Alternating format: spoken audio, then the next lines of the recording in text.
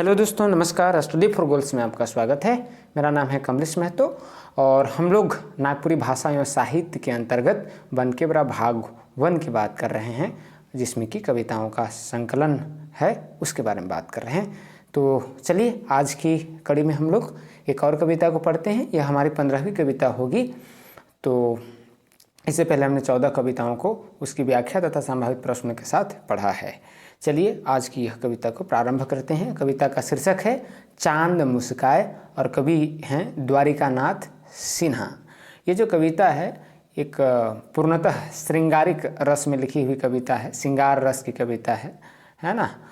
तो ये बात हुई, इसके कवि द्वारिकानाथ सिन्हा हैं। एक पूर्व सिविल सेवा अधिकारी रहे हैं, गुमला के उपायुक्त भी रहे हैं। तो उनकी एक कविताओं का संकलन है चांद मुस्काए, कविता संग्रह है, वहाँ से ये कविता ली गई है चांद मुस्काए। चलिए हम इस कविता को पढ़कर उसके भावार्थ तथा इनसे बनने वाले संभावित प्रश्नों को देखते हैं। चांद मुस्काए, कवि हैं द्वारिकानाथ सिन्हा।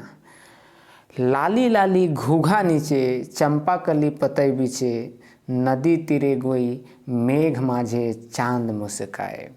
यहाँ जो पहली 2 पंक्तियाँ हैं उसमें देखिए, अगर आप इस पूरी कविता को देखेंगे तो उसमें एक नवविवाहिता जो स्त्री है, कन्या है, उसकी सौंदर्य का वर्णन किया गया है।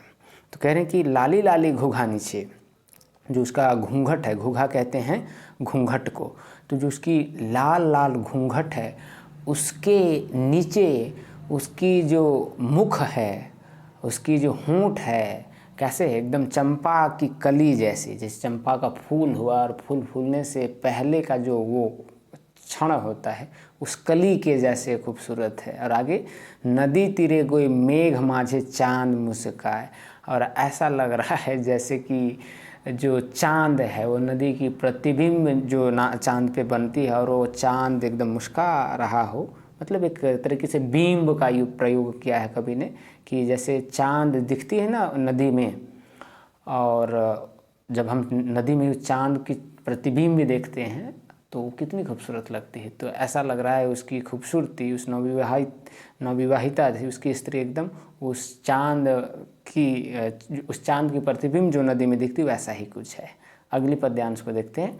नहीं जाने प्रीति करी, आँखी झुकल लाज भरी, उर माझे बात रहे डरे अरुझाए, नदी तीरे गोई मेघ माझे चांद मुस्काए। फिर अगली बात कह रहे हैं कि वो प्रीति करनी नहीं जानती, प्रीति करनी प्रेम करनी नहीं जानती, आँखी झुकल लाज भरी, और वो क्या है कि शर्म से, लज्जा से, हया से उनकी आँखें झुकी हुई है।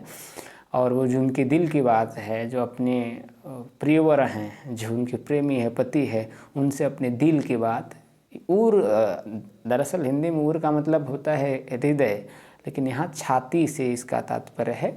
तो वो अपनी उर माझे बात रहे, तो यहाँ भी अर्थ तो हृदय ही हो गया कि वो दिल में ही बात को छुपा के रख रही है और बाहर निकल नहीं पा रही। ये बात कह रहे हैं कि नहीं जाने प्रीति करी, आँखी झुकल लाज भरी, उर माझे बात रहे डरी अरुझाए। कि पता नहीं भाई, अगर मैं अपने दिल की बात कह दूं तो लोग क्या सोचेंगे, इस डर से वो अपनी दिल की बात, अपनी प्रेम की बात नहीं कहती, आँख झुका के रहती है और दिल की बात दिल ही में रखती है।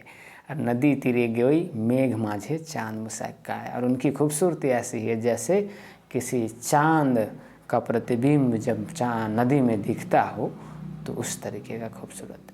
पिया देखी नावा कली, ओठक मधु लेलें छली, कर धरी अंक भरी गेलें मधुआए, नदी तीरे गोई मेघ माझे चांद मुस्काए। ये जो पद्यांश है श्रृंगार रस की प्रकाष्ठा है, इसमें क्लाइमेक्स है कि पिया देखी नावा कली, ओठक मधु लेलें छली, और जो पिया है, जो प्रेमी हैं, उस अपनी प्रेमी की उस ऊँट की लालिमा को देखकर, ऊँट जो उनकी कली है, चंपा जैसी उनकी कली है, उनको देखकर रीझ गए हैं, और उनकी मधु अर्थात होंठ में जो शबनम है समझिए, या मधु है, उनका क्या छल लिए या फिर उनका रसास्वादन कर लिए।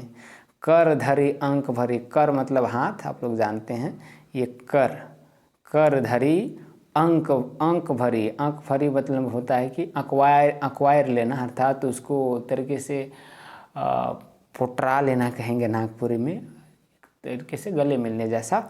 तो वही कह रहे हैं कि कर धरे हाथ पकड़कर गले मिलकर क्या किए, उनके उस जो उनका समझिए एक तरीके का उनकी होंठ की लालिमा, उनकी मधु होंठ की लाली को क्या इतना चुंबन जैसा दृश्य का वर्णन है इसमें। और उन दोनों का मिलन जो है दोनों का, उसके विषय में बात कही जा रही।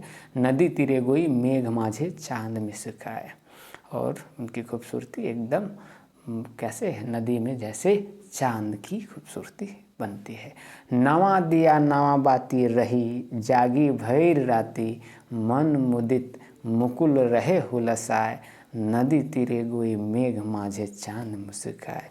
और ये जो जोड़ी है नए दंपति का, नए कन्यावर का, वो वैसे ही है जैसे किसी दिए में नया बाती हो, मतलब एक दूसरे के पूरक के सेंस में यह बात कही गई है। बहुत ही सुंदर उपमा का प्रयोग किया है यहाँ कवि ने कि नवा दिया नवा बाती रही जागी भैर राती। और जाहिर सी बात है, नवा दिया है नवा बाती है तो रात भर बातचीत करते अपने प्रेम का रसास्वादन करते हुए गुजार रहे हैं, इसकी बात है।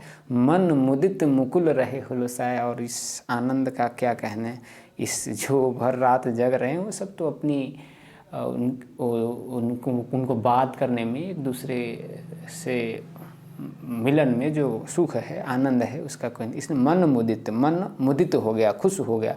मुकुल रहे हुलसाए, हुलसाए का मतलब एकदम खुश हो जाना, हाल उल्लासित हो जाना ऐसा। नदी तीरे गोई मेघ माझे चांद मुस्काए, और उनकी खूबसूरती एकदम चांद की जैसी है, जो कि जिसका प्रतिबिंब नदी में बनती है, ऐसा कुछ। तो कुल मिला के हाँ एक श्रृंगार रस में रची गई यह कविता है, और एक नवविवाहिता स्त्री या कन्या की सौंदर्य का वर्णन है, और दो नवविवाहिताओं के बीच जो प्रेम की आलिंगन की, चुंबन का, मिलन का, इन सबों का बहुत ही सहज और सुंदर चित्रण कह सकते हैं कवि के द्वारा की गई है, कवि द्वारिकानाथ सिन्हा के द्वारा की गई है। चलिए इनसे बनने वाले कुछ संभावित प्रश्नों को देखते हैं। तो कविता चांद मुस्काए कर कवि के है कहें तो द्वारिकानाथ सिन्हा। चांद मुस्काए कविता में नवा दिया नवा बाती के कहल गए हैं, तो नवा बर कन्याएं के कहल गलक है कि नहीं, या और एक दूसरे के पूरक के रूप में ये उपमा कर प्रयोग करल गलक है। हुलसाए शब्द कर का अर्थ है कि खुश हुए, आनंदित हुए, प्रसन्न हुए। चांद मुस्काए कविता में कौन रस कर वर्णन होलक है, तो चांद मुस्काए कविता में श्रृंगार रस कर प्रयोग होलक है। आँख भरी कर का अर्थ है कि, तो आँख भरी कर है कि आँकवायर लेवे, एक दूसरे के पोटराए लेवे, ये अर्थ है कि आँख भरी कर। तो ये थी आज की यह कविता। हम अगली कविता में मिलेंगे, और अगर कविता अच्छी लगी हो तो आप लाइक कीजिए, और सुझाव हो तो टिप्पणी कीजिए, और आप यदि नए चैनल पे नए हैं तो सब्सक्राइब कीजिए। धन्यवाद। जोहार।